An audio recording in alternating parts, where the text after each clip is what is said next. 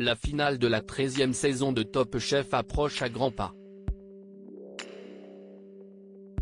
Ce mercredi 8 juin, ils ne sont plus que 3 cuisiniers à espérer remporter le prestigieux concours culinaire de M6. Après l'élimination de Pascal Barandoni, il ne reste en effet plus que Louise Bourrat, représentante de la brigade d'Hélène Darroze, Arnaud Delven, qui figure dans l'équipe de Glenn Vielle, ainsi que Sébastien Renard, qui est désormais dans celle de Paul Perret.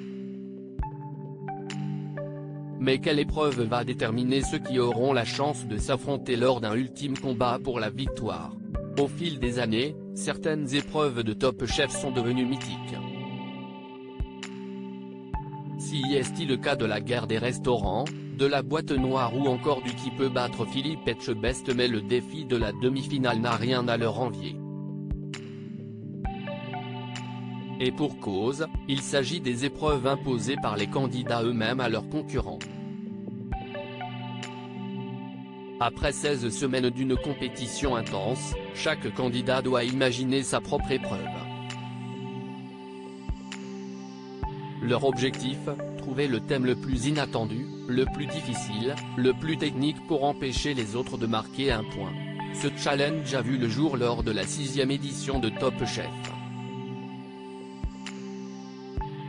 Et très vite, les candidats encore en lice ont redoublé d'imagination pour mettre des bâtons dans les roues de leurs concurrents, même si cela peut parfois leur être fatal. On l'a vu par exemple lors de la saison 7. Thomas Muret avait imposé à Xavier Pincemain et Colline Folquier de réaliser un dessert de légumes dans les conditions d'une dernière chance, si c'est-à-dire en 1 heure seulement. De quoi donner du fil à retordre aux cuisiniers. Sauf que si est finalement lui qui a été mis en difficulté. Tellement qu'il a été éliminé à l'issue de cette demi-finale. Parmi les épreuves imposées les plus folles, on peut citer celle de Franck Pellu en saison 8 et de Mallory Gapsi, 3 ans plus tard. Les deux chefs ont en effet exigé de leurs adversaires qu'ils cuisent leurs plats en vessie. Ce qui n'avait pas manqué de les mettre en difficulté, puisqu'aucun, à l'exception d'Adrien Cachot de la saison 11, n'avait déjà testé ce mode de cuisson. Et même en l'ayant déjà pratiqué, cela n'avait pas empêché Adrien Cachot de perdre un temps crucial, car l'une de ses vessies avait éclaté dans l'eau. Ces épreuves déstabilisantes proposées par Adrien Cachot et Victor Mercier lui aussi avaient piégé ses concurrents en leur imposant de cuisiner avec 4 produits imposés, tandis que le reste du garde-manger était vide.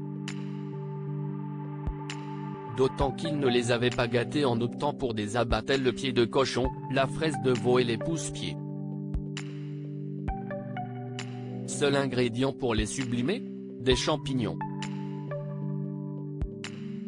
Ces produits très particuliers dont seul Adrien Cachot a l'expertise pour les cuisiniers lui avaient permis de décrocher sa place pour la finale face à David Gallienne.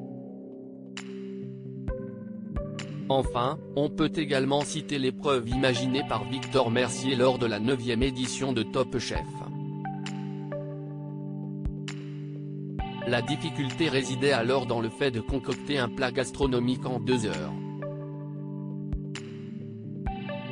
En pleine forêt. Et sans électricité, donc sans four, plaque de cuisson ou autre mixeur.